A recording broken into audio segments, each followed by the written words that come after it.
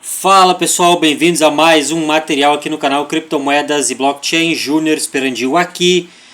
Pessoal, já vamos aqui direto aos assuntos, né? Temos muitos tweets e temos alguns estudos interessantíssimos no vídeo de hoje a respeito aí do carry trade, né? Crise de liquidez, como foi ali o assunto, né, do último material que foi ao ar há 3 dias atrás, né? Exatamente falando sobre crise de liquidez e reset financeiro mundial, mas nós iremos falar mais sobre o carry trade, a crise da liquidez, aonde o XRP entra nisso tudo como solução, e também sobre um tal de Lodestar 3. Vocês vão entender o que é Lodestar 3. Então, pessoal, já vamos aqui iniciar com um tweet do Rhys Merrick, né, diretor da Ripple lá na região MENA e Oriente Médio. Mais grandes novidades do Oriente Médio. Ripple está fazendo parceria com Deal Movement. Vamos ver o que é Deal Movement. Deve ser algum banco, né? Braço de inovação do Riyad Bank, né? Do banco lá de... Vamos ver se diz aqui, deve ser Emirados Árabes, né? Não está falando onde é que é o Banco Riyad.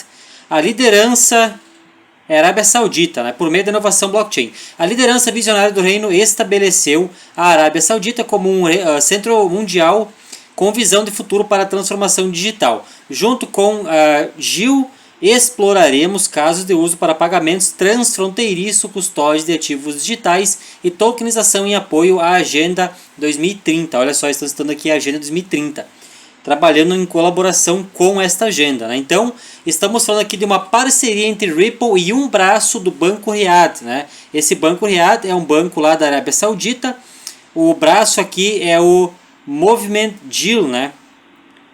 Interessante, né, pessoal? Para uso aí com certeza do ODL, já que estão falando em pagamentos transfronteiriços e também soluções de custódia. Estou animado para ajudar a moldar o futuro da infraestrutura financeira da Arábia Saudita. Aqui está as imagens, né? Os representantes aí da Arábia Saudita. Aqui, este aqui um pouquinho mais baixo é o Rhys Merrick, que é o diretor aí da Ripple naquela região aí do mundo. Então vamos seguir aqui, pessoal. Próximo tweet a respeito agora da Stellar. A Denelle Dixon, CEO da Stellar, acabou de vazar o projeto para um novo sistema financeiro. Todos perderam o sinal real na recapitulação de Davos. Segundo as palavras aqui da Denelle, né, a tecnologia está pronta, privacidade é a lacuna, confiança é tudo. Stellar vem trabalhando no raio-x para identidade e transparência. Falei sobre isso, né, pessoal, nos últimos vídeos, que é ali o protocolo de prova de zero conhecimento, né? Ripple está agora dando um passo à frente com as credenciais ZK Privacy, mais para divulgação seletiva. Duas camadas diferentes da mesma arquitetura. Como eu falei exatamente aí no vídeo passado, né?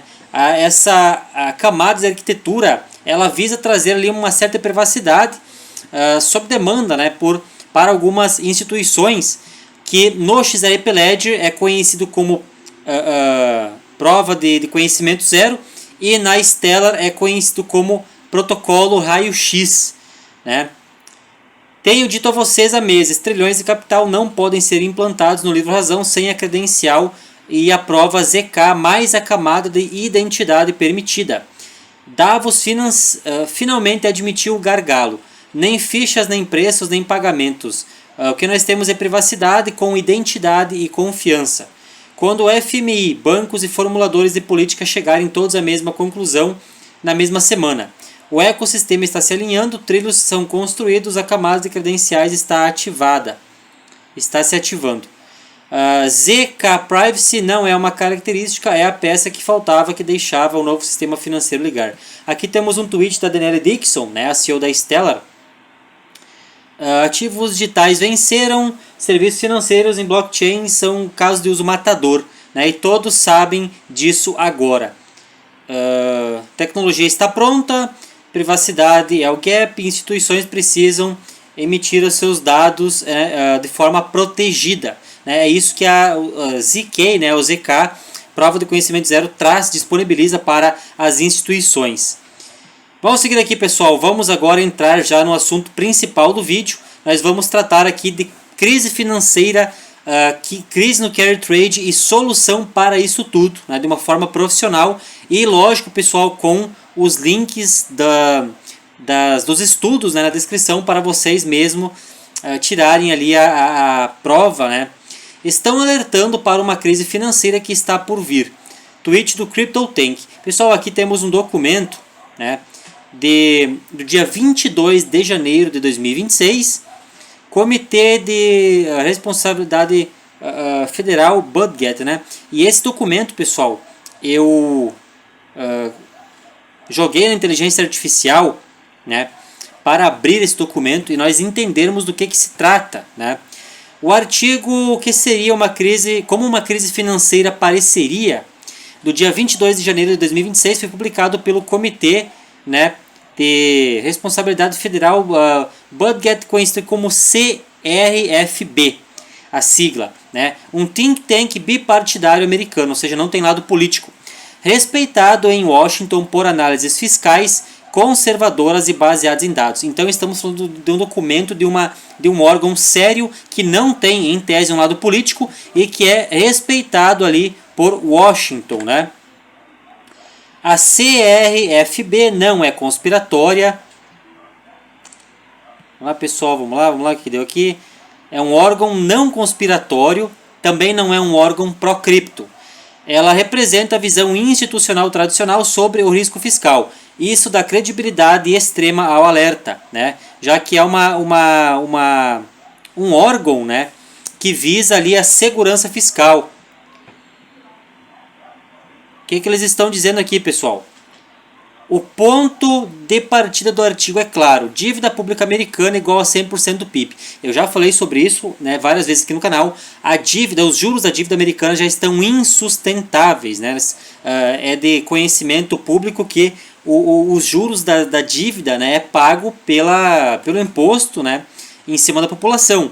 E a dívida, ela já, no caso, o juro da dívida está tão alto, pessoal. O que deve ser pago, né, está tão alto que já corresponde a 100% do PIB americano. Então é impagável, é insustentável, né? Juros em alta no maior nível em décadas. Déficit fiscal estrutural. 6% do PIB mesmo sem crise. Tradução técnica: os Estados Unidos estão operando em déficit elevado em tempos normais, né, considerados tempos normais, o que reduz drasticamente a capacidade de resposta em uma recessão, ou guerra, ou crise bancária, ou um choque geopolítico. Então dá a entender que eles já estão premeditando, ou prevendo, ou antecipando, né, alguns desses cenários aí distópicos, né, uma guerra, uma crise bancária. Crise bancária é fato, né, pessoal, que está muito próximo de acontecer. Recessão também, né. O conceito-chave do documento: uma crise fiscal. O documento define uma crise fiscal como um choque econômico desencadeado por níveis elevados de dívida pública atual ou uma dívida esperada, que leva à perda de confiança dos investidores no Tesouro Americano. Pessoal, vocês vão entender como tudo isso se interliga com o Carry Trade, né? É um quebra-cabeça complexo onde as peças vão se interligando. Essa crise da dívida, o Carry Trade, ajuda a exponencializar essa crise na confiança, né, do sistema fiat, do sistema aí de como funciona vamos dizer assim, o sistema financeiro mundial atual, né? Ou seja, não é apenas dívida alta, é perda de confiança no mercado de treasuries, né, as dívidas americanas. Isso é gravíssimo porque o treasury é o ativo livre de risco do sistema financeiro mundial, ou seja, é o colateral supremo, né? E ele é o colateral de bancos, fundos, derivativos, pensões e reservas internacionais. E isso aqui, pessoal, quando você tem uma crise no treasury, que é o colateral supremo para bancos, fundos, vamos dizer assim, operar em derivativos, né? Você tem uma crise de liquidez, uma chamada à liquidez, né, nessas operações, uma venda em cascata de títulos, de dívidas, de ações, né, o que leva, lógico, a uma crise de liquidez. Você tem um déficit no mercado de câmbio para fazer essa compensação nessa chamada de liquidação, né? O Carry Trade, ele é apenas uma peça muito importante nesse quebra-cabeça, porque ela desencadeia uma quantidade de vendas de títulos de treasuries, principalmente americano, em grande escala, né? Mas o documento, né, pessoal, aqui do CSRB, né, ele não fala sobre carry trade, né? Ele fala sobre uma crise fiscal, né? Mas o carry trade é uma peça que será colocada, será completada nesse quebra-cabeça mais adiante, né? O ponto mais, isso aqui também interliga, pessoal, com a Basileia Quarta, né? Onde você tem regras que já preditam, vamos dizer assim, elas já deixam claro quais, vamos dizer assim, formatos, né, quais modelos financeiros os bancos devem seguir e quanto eles devem estar, vamos dizer, posicionados para suportar aí essa, vamos dizer assim, cascata de liquidação, essa crise de liquidez, né? Então a quarta Basileia, que é um assunto que está na comunidade e também está aqui no canal, pessoal, lembrando, né, eu sempre lembro aí a vocês que esse material, ele é um material no formato vídeo aula, né, a respeito aí da crise da Basileia, da quarta Basileia e crise de liquidez, que é um material aí exclusivo da comunidade, mas que eu abri uma exceção e trouxe aqui para vocês de forma gratuita, né? Lembrando que é um material no formato aí vídeo aula, né? Tem vários formatos de materiais na comunidade, né? Tem o curso, tem vídeo aula, tem vídeos aí de movimentações pessoais da minha carteira, e esse material aí da crise da Basileia, né, da quarta Basileia e crise de liquidez, né, que explica muito bem as regras que os bancos já devem estar seguindo, né, para estarem preparados para isso, está disponível neste vídeo aqui de 4 meses atrás. Então, pessoal, eu recomendo muito que quem não está entendendo, né, sobre o tema aqui abordado, né, que assistam este vídeo da quarta Basileia, que vocês vão entender perfeitamente do que se trata, que tem tudo a ver com esse artigo aí desse órgão, né, pessoal, cuja sigla é CRFB, né, está propondo, está trazendo aqui, né, lembrando que é um órgão altamente respeitado em Washington, né, politicamente falando. Ou seja, não é apenas dívida alta, é perda de confiança no mercado de treasuries. Isso é gravíssimo porque o treasury, ele é o ativo livre de riscos do sistema financeiro mundial, ou seja, é o colateral supremo, né?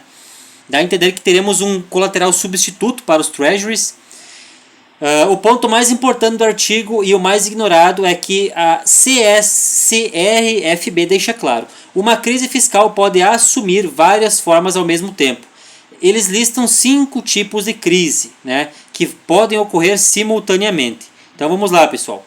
Temos a crise financeira, a perda de confiança nos treasuries, né, onde o carry trade que leva aí a crise no carry trade que leva à venda massiva de treasuries americanos pelo Japão, né, ajuda, exponencializa, né, nesse cenário de crise financeira, onde nós temos a perda de confiança nas treasuries, disparo nos juros, ou seja, eles disparam os juros, aumentando o juro da rentabilidade dos treasuries para tentar atrair mais investimento em treasury, né? Então, lógico, quando você tem uma perda de confiança, uma venda massiva, o governo tenta aumentar os juros para trazer mais investimento em treasuries, né, fornecendo, vamos dizer assim, prometendo juros mais altos, né?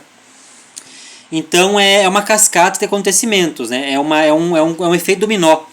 Você tem uma perda de confiança nos treasuries que leva a um disparo de juros, que leva a um congelamento no crédito, porque você já não tem mais a confiança no treasury como colateral, né? Isso que estamos falando do sistema bancário, lógico. O que leva a uma falência ou resgate de instituições financeiras. Aqui o mercado quebra antes do governo agir. Então depois vem aí o Fed e salva os amigos do rei, por assim dizer, né? Temos uma segunda crise, que é uma crise inflacionária. Temos a monetização da dívida, que leva a um controle artificial dos juros, que leva a uma repressão financeira, o que leva a uma inflação alta e persistente, né, com erosão do poder de compra. Transferência silenciosa de riqueza, é aqui que entra também a questão da transferência de riqueza, que eu sempre falo, sempre abordo no canal.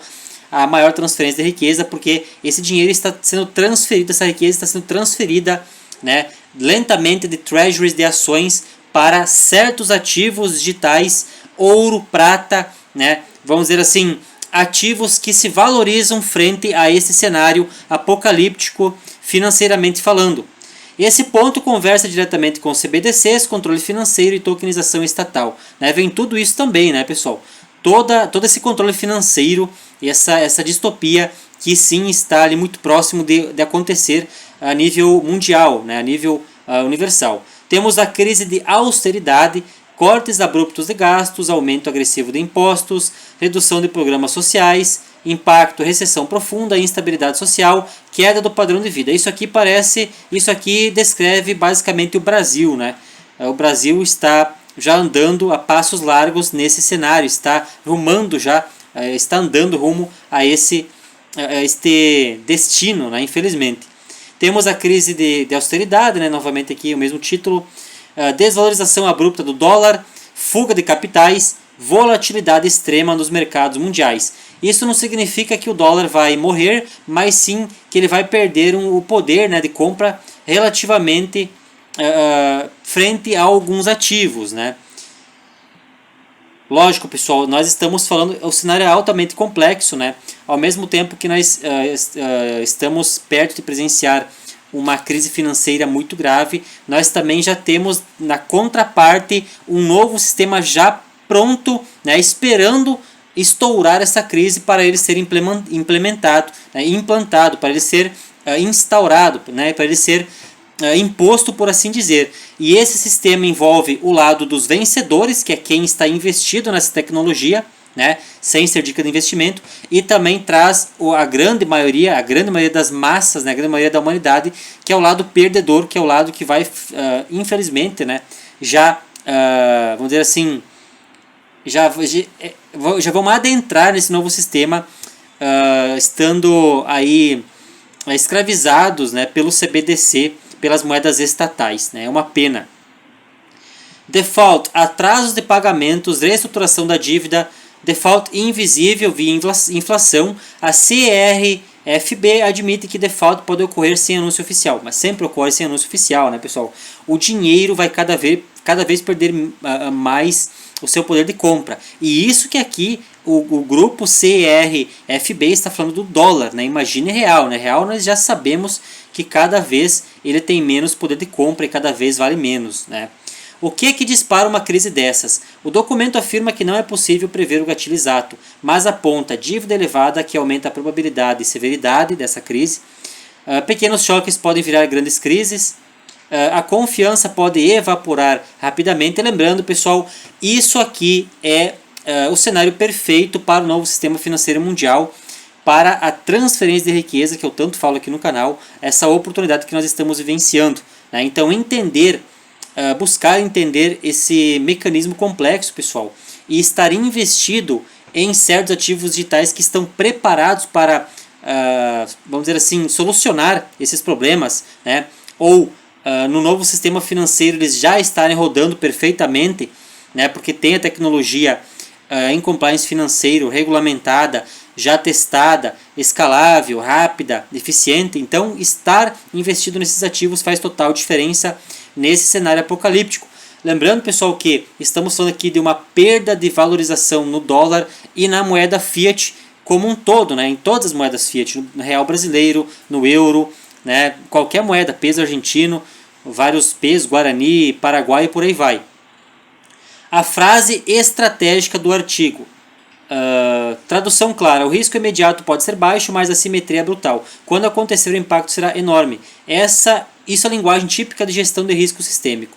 Lembrando mais uma vez, pessoal, o órgão que trouxe esse documento no dia 22 agora de janeiro é um órgão altamente respeitado ali em Washington, né, politicamente falando.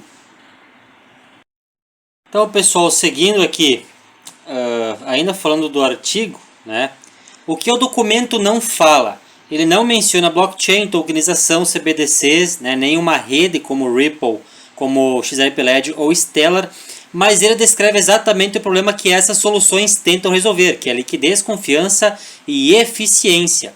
Lembrando, pessoal, vou deixar o link aí para o artigo completo, né, na descrição aí para vocês aí acompanharem, já que aqui é apenas um resumo, né, um resumo ali, um resumo pela IA, né, para nós entendermos do que se trata.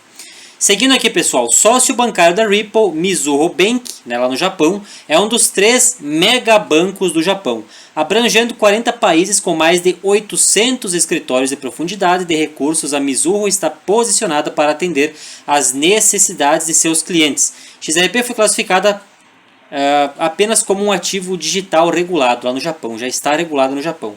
Então, pessoal, eu vou deixar aqui este material e mais alguns materiais na descrição, no final do vídeo, para vocês acompanharem, né, como de costume. E já que estamos aí falando de Japão, de presença da Ripple no Japão, né, vamos aqui falar a respeito do carry trade, né, que é um assunto tão, vamos dizer assim, mal entendido e tão complexo, né, que tem tudo a ver, pessoal, com uma crise de liquidez, né? Pessoal, então, basicamente o que é o carry trade para quem ainda não sabe, né? Acredito que a maioria de vocês já devam saber, né? Mas vamos aqui visar aí até o pessoal que é leigo, né, na questão aí do funcionamento do carry trade. Carry trade é uma estratégia financeira mundial que consiste em tomar dinheiro emprestado do Japão, lá no Japão, né, com o banco japonês, a juros muito baixos, né? Tomar dinheiro emprestado em um país com juros muito baixos e investir em países com juros mais altos, capturando a diferença de taxas. Então é bem simples. O banco japonês, por muitas décadas, ele ofereceu liquidez, né? Ofereceu empréstimos com juros extremamente baixos. Então muitos grandes bancos, né, países e grandes também instituições que são credenciadas, né, para fazer vamos dizer assim, tal negócio, né, tomavam esse dinheiro emprestado no Japão e investiam em algum lugar onde a rentabilidade era muito maior e depois simplesmente pagavam ali a diferença, né, devolviam o dinheiro para o banco japonês e saíam com o lucro aí do seu rendimento. Mas acontece que de alguns anos, de um certo tempo para cá, o Japão está aumentando, ele aumentou, né, o juro em cima do seu empréstimo. Ou seja, ele já está quebrando muito, vamos dizer assim, ele está quebrando já muitos negócios, né, institucionalmente falando, por aí, já que muitas instituições, muitos bancos já estão insolventes, já não conseguem pagar mais essa diferença. Tecnicamente, pegar empréstimo em ienes japonês a juros quase zero e aplicar em treasuries americanos ou títulos de mercados emergentes e ações com retornos maiores. O Japão foi um dos principais polos dessa estratégia porque durante décadas o Banco do Japão, né, o BOJ, manteve taxas de juros extremamente baixas ou até negativas, né, juro negativo, o que tornou barato financiar posições mundiais usando iene. O que isso proporcionou? Que os investidores mundiais tomaram trilhões em ienes e compraram ativos estrangeiros. Pessoal, aqui estamos falando também de investimentos especulativos, né, em ativos digitais, em Bitcoin, em ativos que, quando esses ativos, né, esses ativos digitais, eles não, vamos dizer assim, passado um tempo, eles não entregando o retorno esperado, esses ativos digitais, por terem uma liquidez acessível, eles são os primeiros a sofrerem também, né, em uma crise de liquidez, porque no momento que você tem grandes instituições e grandes bancos precisando liquidar suas posições para pagar o juro no Japão, que agora está alto, né, e aonde eles estão investindo, né, quase não vale a pena fazer esse trâmite, né, essa movimentação, né, é a chamada margem de liquidez, né. Então muito desse dinheiro, pessoal, que está pelo mundo, que foi financiado pelo Japão, né, pelo carry trade, esse dinheiro está em derivativo, está alavancado, está em especulações, né, de derivativos, né, algo que não é palpável, que ainda não trouxe o retorno esperado, né. Então, quando você tem o Banco do Japão aumentando o juro, né, muitas instituições e bancos que estão fazendo uma negociação com uma margem de lucro um pouco apertada, já não é mais lucrativo, né, ficar exposto em derivativo ou em qualquer especulação por aí, né, porque o empréstimo ele tem, lógico, o seu prazo, né, para ser honrado, né. O desmonte do carry trade japonês e a crise de liquidez. Recentemente, o Banco do Japão começou a normalizar suas taxas de juros, movendo-se para patamares mais altos, cerca de até 0,75 pontos, né? Ou seja, quase um ponto base, e com movimentos futuros esperados. Isso reduz a vantagem de tomar empréstimos em ienes e financiar ativos em outras moedas, o que leva a uma quebra de posições, né? Quando os rendimentos japoneses sobem, o custo de financiamento em iene aumenta e investidores são forçados a fechar posições de carry trade. Eles vendem ativos estrangeiros para recomprar ienes e pagar suas dívidas em iene. Pessoal, o banco japonês ele subiu a sua taxa pelos problemas que o Japão enfrenta, né, na sua própria moeda, né? Então, quando o Japão ele é forçado também a aumentar seu juro, ele acaba valorizando a sua própria moeda, o iene, né, perante a própria dívida dele, porque o Japão é o país que mais deve proporcionalmente ao próprio PIB, né, 260%. Então é uma manobra altamente complexa e que busca valorizar o iene, né, e isso acaba criando sim uma crise de liquidez, porque se você tem muitos participantes que já não conseguem mais honrar ou precisam se desfazer de suas posições em derivativos, principalmente em especulações, você tem uma margem de liquidez muito alta, né? Um desmonte das posições institucionais, são posições grandes, né? Em todo tipo de moeda possível que você imagina, né, no mundo. E isso também cria uma crise no Forex, né, uma ineficiência, porque você precisa de um ativo para fazer essas conversões de forma eficiente, né? Mas ainda não é aqui o ponto, né, pessoal? Ainda não é o ponto aqui do problema, né, que nós estamos tratando. Essa venda massiva de ativos causa pressão sobre mercados de risco em todo o mundo, ações, títulos e até cripto, né, principalmente as especulações, já que quando você tem dinheiro barato, lógico que grandes instituições vão aproveitar dessa abertura, né, dessa oportunidade para especular. É um dinheiro barato, né? Quando esse dinheiro já não é mais barato, pessoal, as primeiras posições a serem desmontadas são as mais especulativas, né? O desmonte rápido pode criar um efeito dominó. Qual que é o efeito dominó?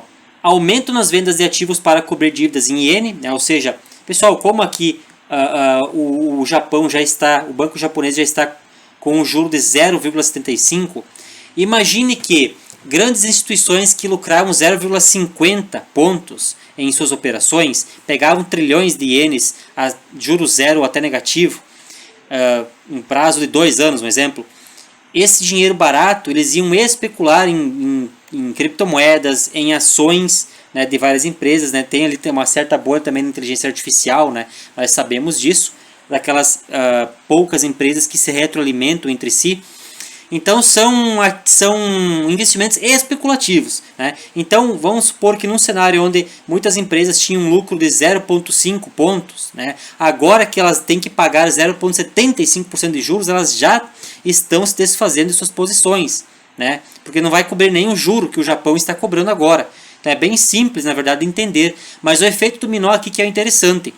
Temos um aumento nas vendas de ativos para cobrir as dívidas em ienes, os juros, né? Redução da liquidez mundial, ou seja, menos capital circulando em mercados, né? Temos uma liquidação forçada de posições alavancadas em derivativos e também em cripto. Quem, pessoal, está na comunidade, está acompanhando o curso, já sabe muito bem qual ativo digital, né? Qual criptomoeda, vamos dizer assim, que é chamado de mãe das cripto, ou pai das cripto, vai sofrer com isso, né? E também qual stablecoin vai sofrer muito com isso, pessoal. Elevação de spreads de crédito e volatilidade cambial. Por quê, pessoal? Porque quando você tem elevação do spread, né, aqui é cutucar a ferida do problema do sistema do qual o XRP resolve, né, sem ser dica de investimento. Porque você tem, pessoal, uma venda forçada aí em várias posições, né? Aqui eu estou desenhando o símbolo da libra esterlina, né? Você tem o símbolo, você tem a libra esterlina, você tem o euro. Por que eu estou dizendo as moedas, pessoal? Porque você tem liquidação nessas moedas, né? E essas moedas elas devem ser liquidadas para pagar o juro, né, do banco japonês, que é cobrado em iene japonês, ou seja, uma valorização aqui temporária do iene, né?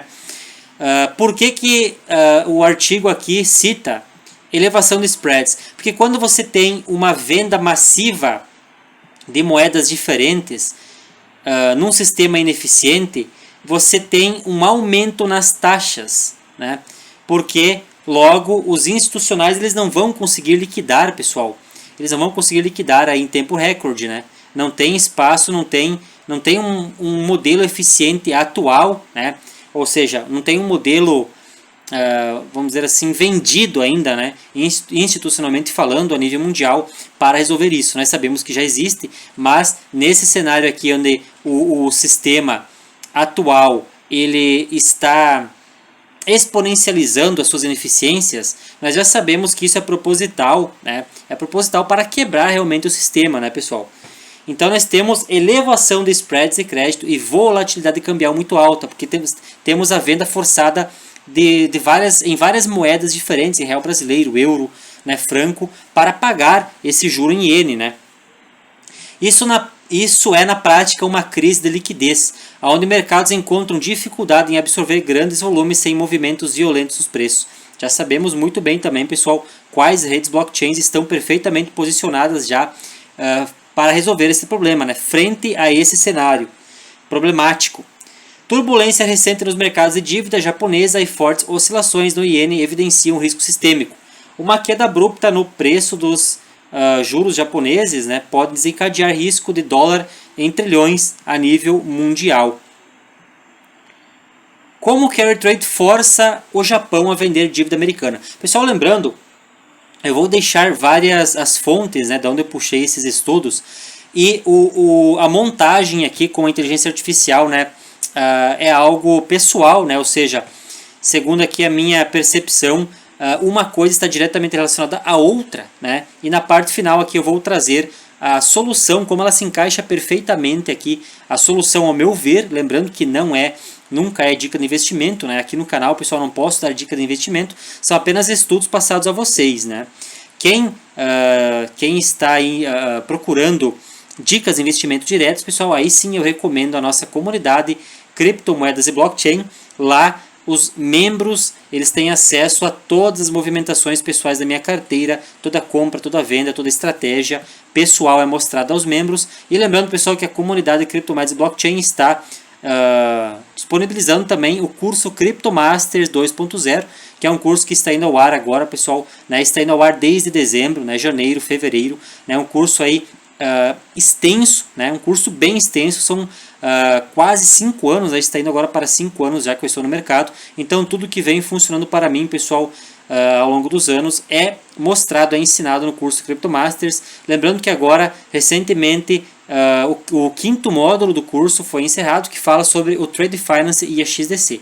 Então vão ser aí mais de 10 módulos, né, ao decorrer do Cryptomasters 2.0. E lembrando, pessoal, que os membros têm acesso ao Cryptomasters, têm acesso aí às movimentações pessoais da minha carteira, a vídeos no formato aula, né, ao acesso pessoal também ao meu WhatsApp para mentoria e acompanhamento pessoal e muito mais, né, tudo isso, pessoal, por uma mensalidade irrisória aí, né, comparado ao tamanho, né, à riqueza, né, pessoal, de conteúdo que os membros encontram lá dentro. E também queria aproveitar a oportunidade para agradecer, pessoal, a todos os membros que estão lá na comunidade pela confiança no meu trabalho, né?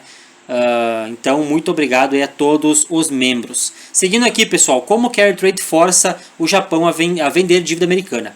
O Japão é tradicionalmente um dos maiores detentores internacionais da dívida americana, né? Ele de alguns anos para cá, ele é assim o maior, né? Superou a China. A China está vendendo muita dívida americana. O Japão passou a ser o maior detentor de um tempo para cá. Quando investidores japoneses ou instituições precisam repatriar capital ou reduzir a exposição no exterior, lógico, vão vender dívidas americanas. E se o Japão é o país que mais tem dívidas americanas, é um efeito, vamos dizer assim, é um efeito catastrófico para a rentabilidade, para a confiança no sistema da dívida americana, né, pessoal? Essa venda forçada de treasuries pressiona os preços dos títulos americanos para baixo, né? Joga lá embaixo a rentabilidade, né?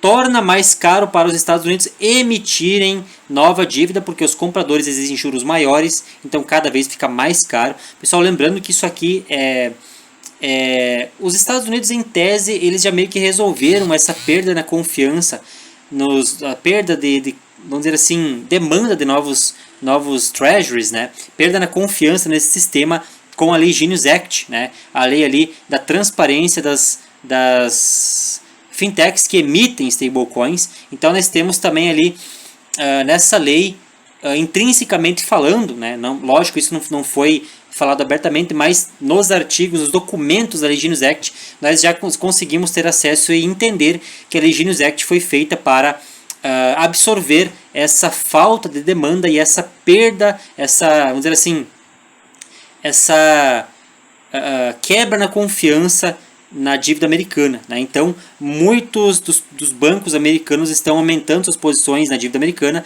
e as próprias fintechs emitindo stablecoins já lastreadas na dívida americana.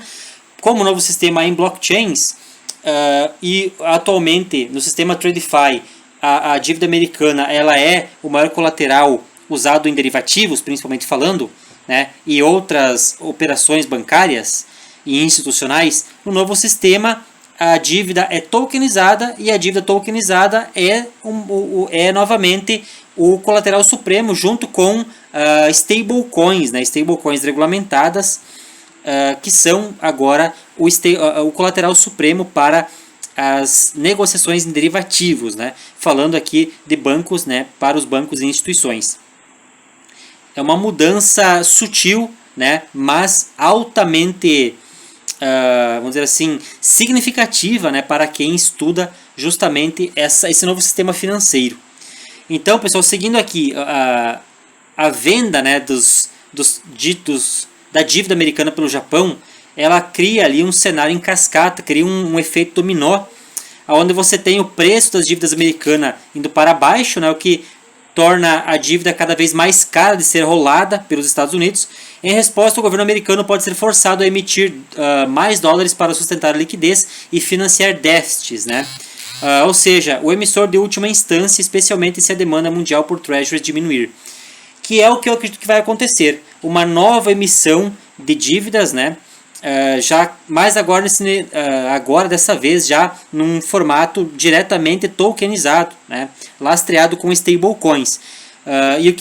Isso significa o que, pessoal? Essa dívida tokenizada, lastreada com stablecoins, ela é usada como colateral por bancos e instituições. Esse novo capital da venda de dívidas pelo Fed, em conjunto com o Tesouro, né, com a conta ali do Tesouro, a TDA, vai para o sistema bancário. Já estamos falando aqui da dívida tokenizada e estamos falando da tokenização também, que se entrelaça com a dívida tokenizada, porque no novo sistema você tem negociações a nível mundial, ativos RWA sendo negociados entre fronteiras, usando ali as stablecoins lastreadas na dívida como colateral e usando moedas ponte, usando redes de liquidação para fazer essas compensações e também para compensar os CBDCs, né? Então esse novo sistema ele funciona assim, né? Mas aqui estamos falando de uma possível nova emissão, né? Uma nova liquidez no sistema financeiro, né? Forçado pelo Japão, pela venda da dívida do Japão, né? Pela parte do Japão, que é o maior detentor da dívida americana, né? O que eu acredito fortemente que vai acontecer. Em outras palavras, Unwind pode criar um ciclo, no caso a venda de dívidas, né, pelo Japão, pode criar um ciclo de retração de capital mundial, pressionando a liquidez e incentivando o Fed ou o Tesouro americano a aumentar a oferta monetária para evitar um aperto severo. Ao meu ver, o governo americano vai sim aumentar esse balanço, né? O QE, a impressora, vai ser ligada justamente por essa pressão da venda, mas essa pressão da venda, pessoal, é algo já cronometrado, né? Nós sabemos que o Japão tem uma relação muito íntima com os Estados Unidos, né?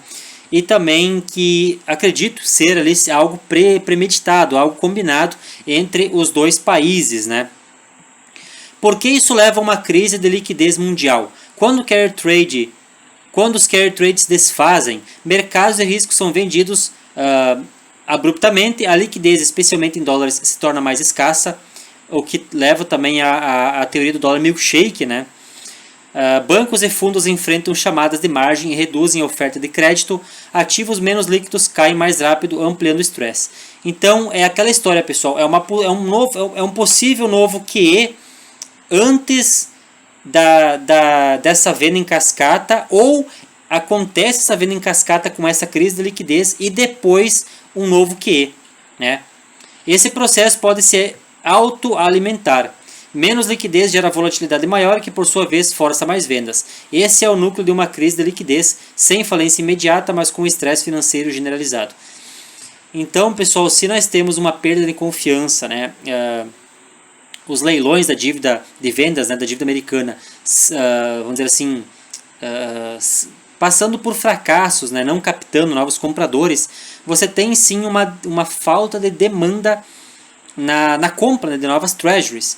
Em partes isso pode ser suprido, né, pela emissão com lastro em fintechs, em stablecoins por fintechs, né, através ali das regulamentações da lei da Actigenius.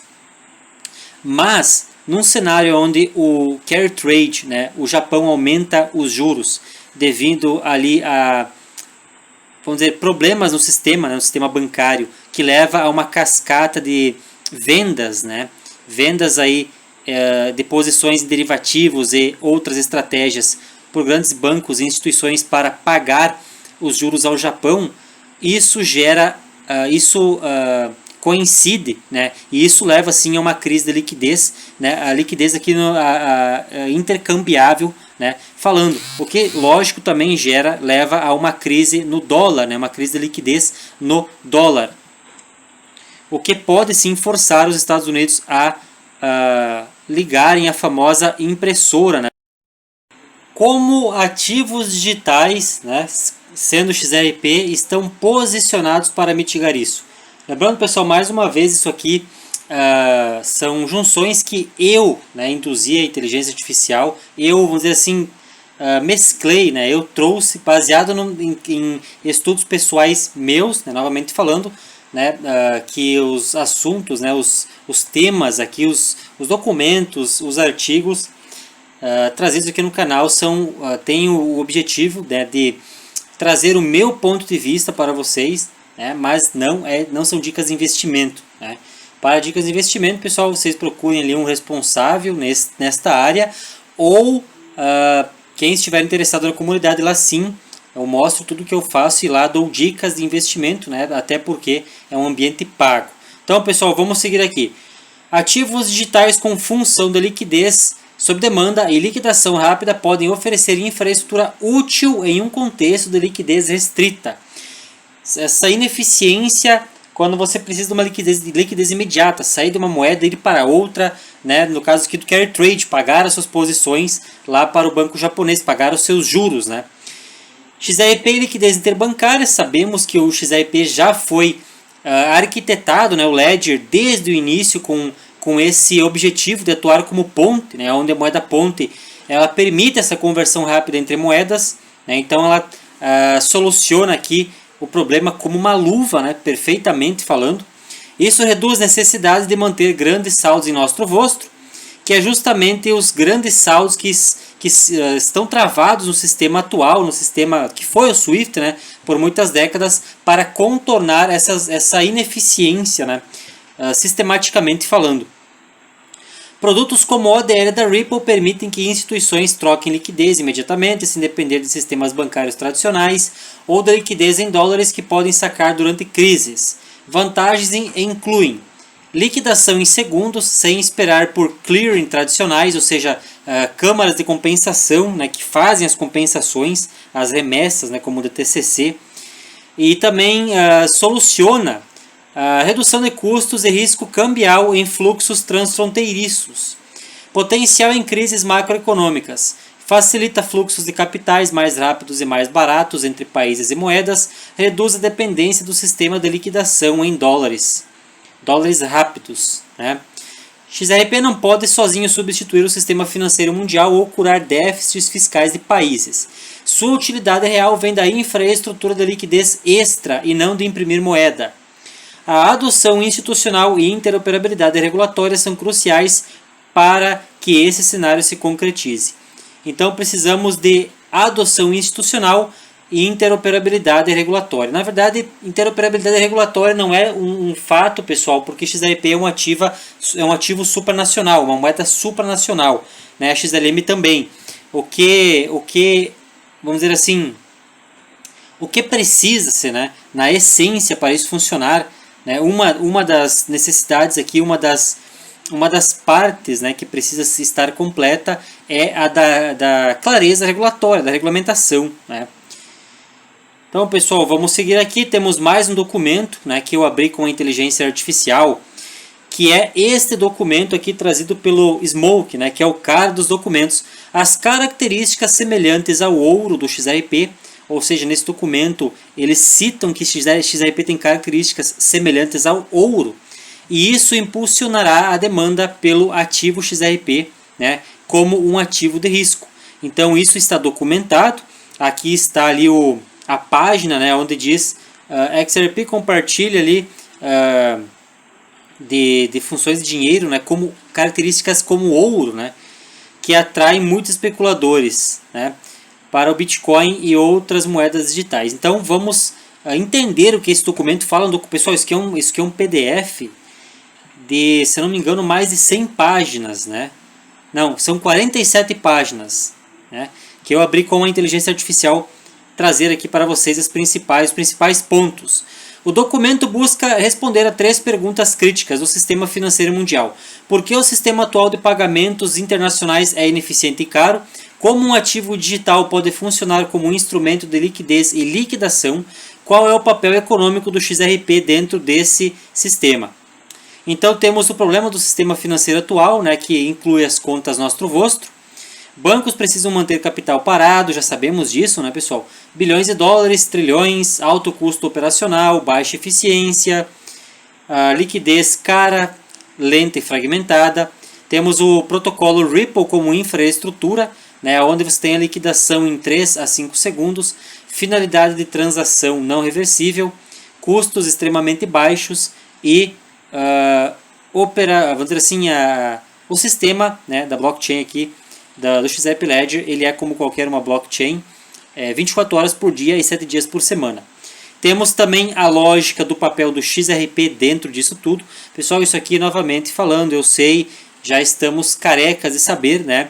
Estou trazendo aqui esse material por 2 motivos, esse documento, né? Pelo primeiro motivo do XRP ser descrito como tendo características iguais ao ouro, e o segundo motivo é para explicar essa funcionalidade ao pessoal um pouco mais leigo, né? Porque sempre tem novas pessoas entrando aí, conhecendo o canal, né? E pessoas que não têm o conhecimento avançado ainda sobre isso.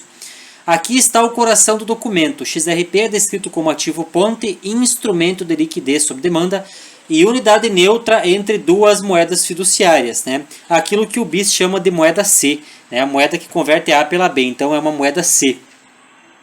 Exemplo institucional: em vez de um banco manter dólar e iene japonês pré-alocados, ele pode converter dólar por XRP e depois por iene em segundos.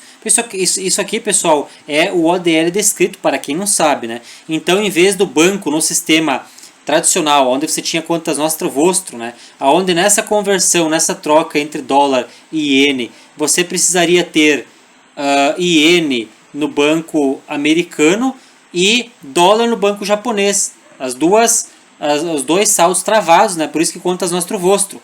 Agora com o ODL você não precisa ter esse dinheiro travado. Você usa o ODL, onde você envia o dólar diretamente para o Japão, né, sem precisar ter ienes travados, porque o XRP é usado como moeda C através do ODL, fazendo a conversão aqui entre as 2 moedas, tudo isso entre 3 a 5 segundos, né? O documento não diz que XRP é igual ao Bitcoin e não diz que XRP é um ativo especulativo puro. Ele diz que XRP pode ser tratado como ativo de risco em certos contextos de mercado, e em períodos de estresse bancário ou risco soberano, ativos digitais podem atuar como alternativa de liquidez e reduzir a exposição a risco bancário tradicional. Pessoal, isso aqui é a peça do quebra-cabeça que soluciona a crise de liquidez iniciada pelo vamos dizer assim, problema no carry trade, né? O documento faz uma análise fria e honesta. XRP não mostrou correlação consistente com ações commodities tradicionais. Dentro do mercado cripto existe correlação estrutural com BTC no longo prazo. E essa correlação entre XRP e BTC ela vem se desfazendo, se desmontando, né, ao longo do tempo. XRP como peça do sistema financeiro e não contra o sistema. O ponto mais importante do documento: XRP não é antibanco, não propõe colapso do dólar, não propõe fim do sistema tradicional. Ele propõe uma integração, uma eficiência, uma redução de fricção e uma liquidez programável.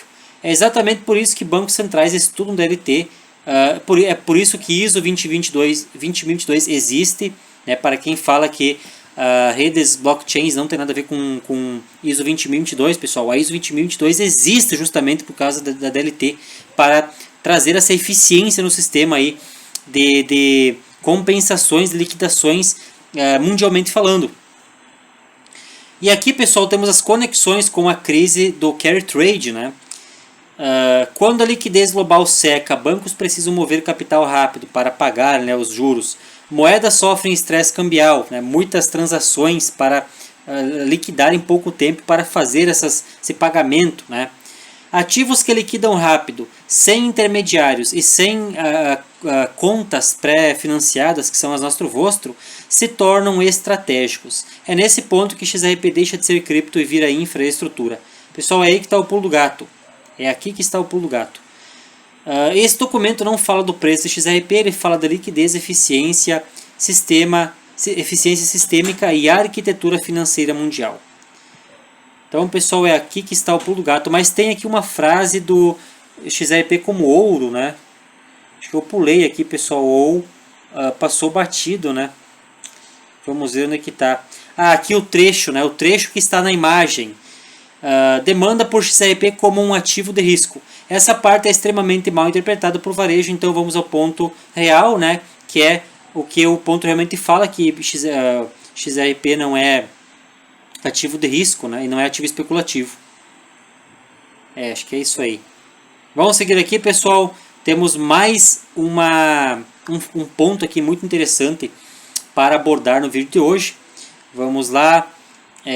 A parte final agora eu vou trazer alguns vídeos mais voltados, né, na parte depois desse Lodestar 3, voltado à teoria de especulação, teoria de conspiração.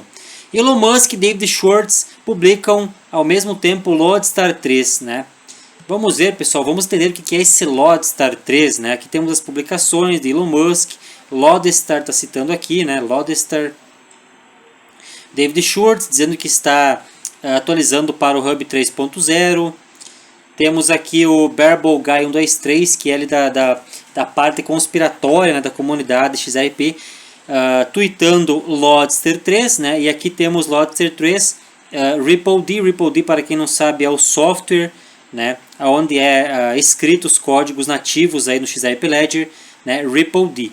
Então, pessoal, vamos aqui entender o que é o tal do Lodestar 3.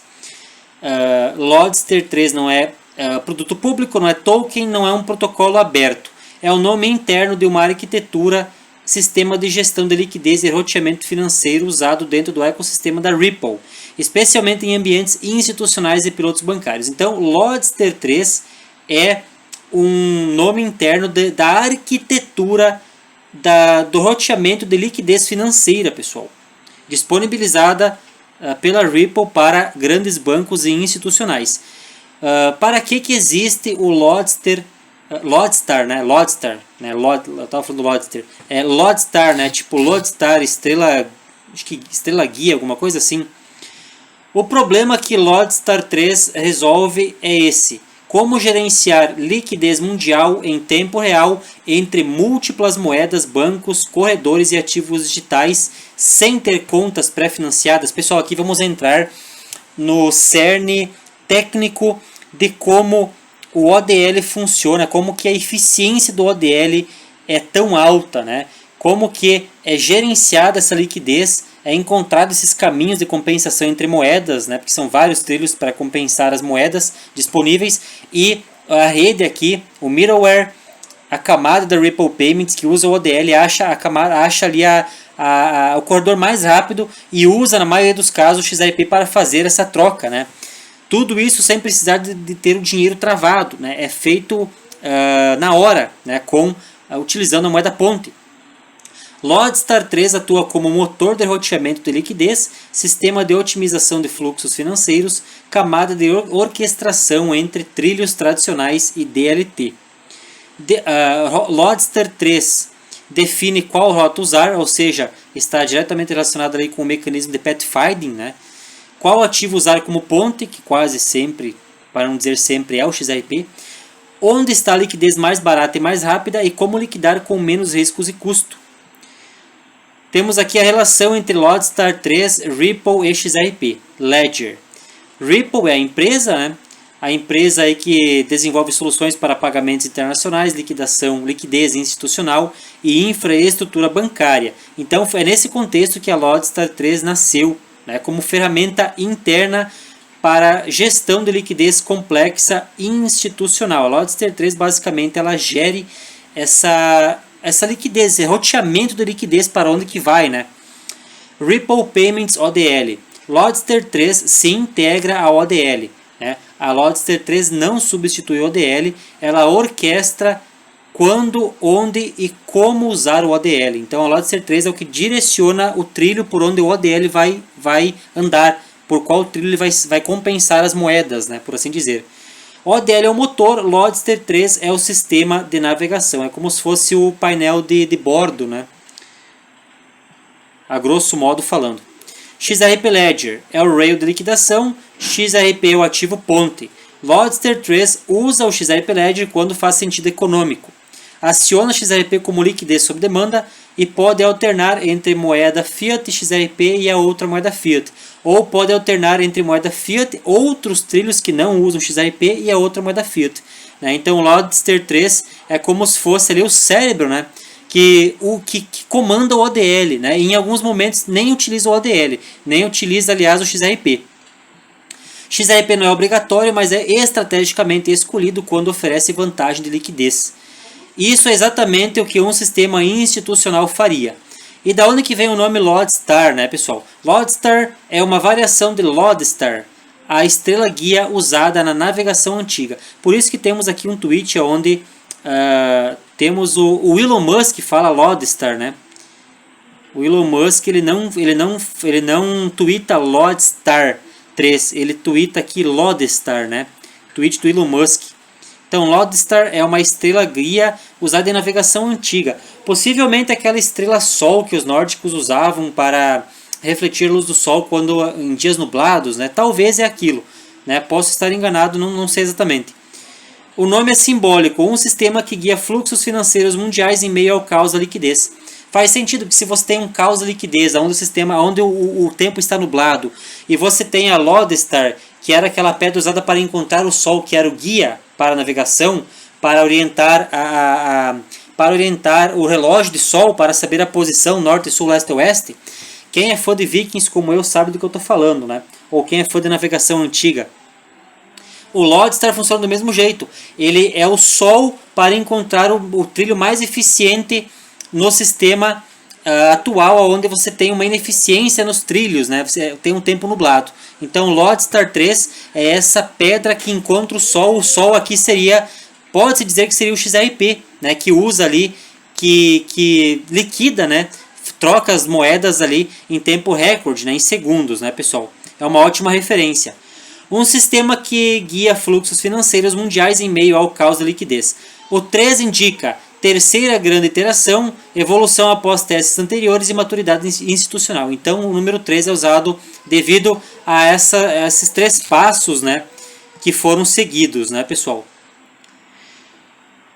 Quando ocorre desmonte de carry trade, estresse cambial, falta de dólares, volatilidade nos treasuries, bancos não querem ativos especulativos, né, como ali o primeiro ativo de market cap atual, né? Eles querem liquidação imediata, previsível e barata. É exatamente nesse ambiente que sistemas como o Loadstar 3 ganham valor. Lembrando, o Loadstar 3, pessoal, é o cérebro que usa o ODL, né? É o cérebro que utiliza o ODL e em alguns casos raros não utiliza XRP no meio ali entre algum trilho possível. XRP Ledger deixa de ser blockchain e vira infraestrutura. XRP passa a ser visto como um instrumento de liquidez e não apenas um instrumento aí de especulação. O que o Loadstar 3 não é?